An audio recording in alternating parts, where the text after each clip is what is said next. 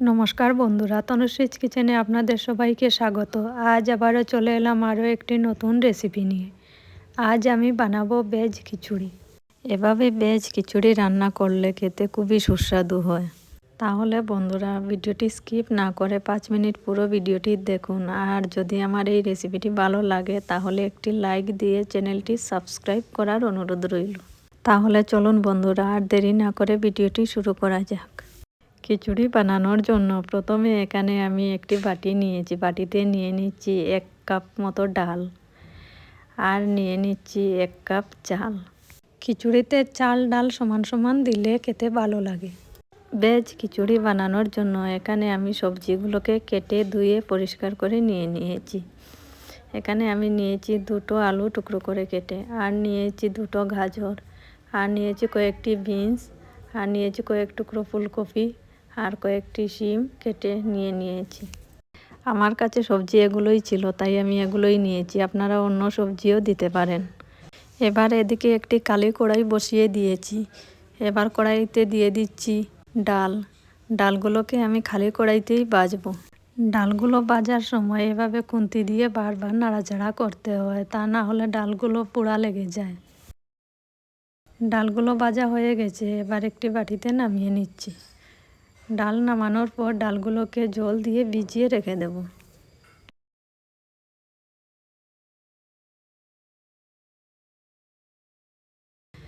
ডালগুলো যতক্ষণ ভেজানো থাকবে ততক্ষণ আমি একটি কড়াইতে দিয়ে দিচ্ছি অল্প কিছুটা সাদা তেল। তেল দেওয়ার পর তেলটাকে গরম করে এর মধ্যে দিয়ে দিচ্ছি কেটে রাখা সবজিগুলো। প্রথমে দিয়ে দিচ্ছি কেটে রাখা আলু, তারপর দিয়ে দিচ্ছি গাজর, তারপর দিয়ে দিচ্ছি বিনস, তারপর দিয়ে দিচ্ছি ফুলকপি, তারপর দিয়ে দিচ্ছি শিম। সব কিছু দেওয়ার পর এর মধ্যে দিয়ে দিচ্ছি অল্প লবণ আর অল্প হলুদ গুঁড়ো। লবণ আর হলুদ দিয়ে নাড়াচাড়া করে কিছুক্ষণ সবজিগুলোকে ভাজবো। সবজিগুলোকে কিছুক্ষণ নাড়াচাড়া করে নিয়েছি। এবার একটি ঢাকা লাগিয়ে 5 মিনিট মতো গ্যাসের আঁচটা কমিয়ে রেখে দেব। 5 মিনিট পর ঢাকাটা সরিয়ে আবারও সবজিগুলোকে অল্প কিছুক্ষণ নাড়াচাড়া করে নেব। নাড়াচাড়া করার পর সবজিগুলোকে নামিয়ে নেব। ডাল আর সবজি সব কিছু ভাজা হয়ে গেছে। এবার এদিকে একটি প্যানের মধ্যে কিছুটা জল বসিয়ে দিয়েছি।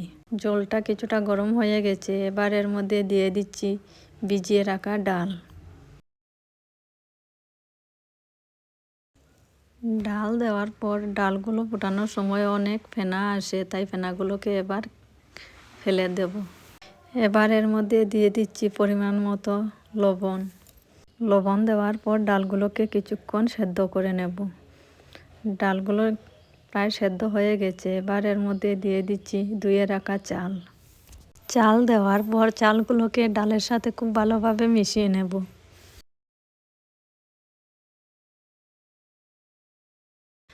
চালগুলো ভালোভাবে মেশানোর পর এবার এর মধ্যে দিয়ে দিচ্ছি ভেজে রাখা সবজিগুলো দেওয়ার পর চাল ডালের সাথে ভালোভাবে মিশিয়ে নেব।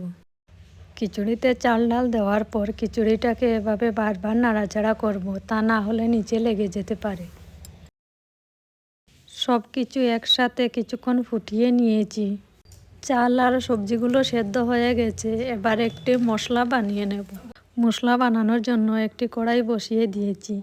কড়াইতে দিয়ে দিচ্ছি অল্প সর্ষের তেল দেওয়ার পর গরম করে এর মধ্যে দিয়ে দিচ্ছি 4টে শুকনো লঙ্কা দেওয়ার পর অল্প নাড়াচাড়া করে এর মধ্যে দিয়ে দিচ্ছি 1/2 চামচ মতো পাঁচফোড়ন, আর দিয়ে দিচ্ছি 2টো তেজপাতা। ফোড়নগুলোকে কিছুক্ষণ নাড়াচাড়া করে এর মধ্যে দিয়ে দিচ্ছি টমেটো পেস্ট। এখানে আমি একটি বড় সাইজের টমেটো পেস্ট করে নিয়েছি। এবার এগুলোকে তেলের সাথে কিছুক্ষণ নাড়াচাড়া করে এর মধ্যে দিয়ে দিচ্ছি গ্রেট করে রাখা 1 চামচ মতো আদা, আর দিয়ে দিচ্ছি 3টে কাঁচা লঙ্কা।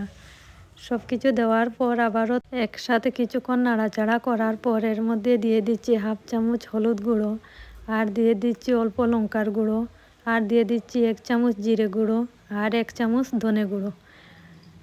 মশলাগুলো দেওয়ার পর আবারও একসাথে অল্প নাড়াচাড়া করে নেব। নাড়াচাড়া করার পর এর মধ্যে দিয়ে দিচ্ছি অল্প জল দিয়ে মশলাটাকে ভালোভাবে কিছুক্ষণ কষিয়ে নেব।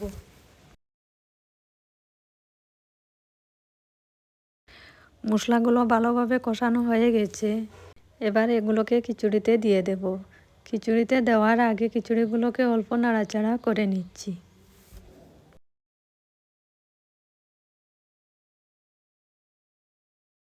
খিচুড়িটা ভালোভাবে নাড়াচাড়া করার পর এবার এর মধ্যে দিয়ে দিচ্ছি কষানো মশলা। মশলাগুলো দেওয়ার পর খুব ভালোভাবে নাড়াচাড়া করে নেব।